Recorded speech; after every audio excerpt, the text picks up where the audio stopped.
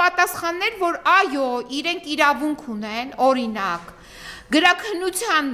ենթարկեն այն բոլոր գրավոր փաստաթղթերը, որը ես փոխանցել եմ իմ պաշտպանյալ պարոն Վարդան Ղուկասյանին։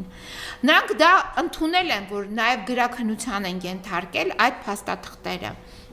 բայց նրանք մերժել են այցելություն այն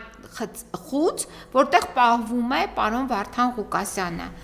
Ուրեմն տեսեք, պարոն Վարդան Ղուկասյանը պահվում է մի խցում, որտեղ զուգարանը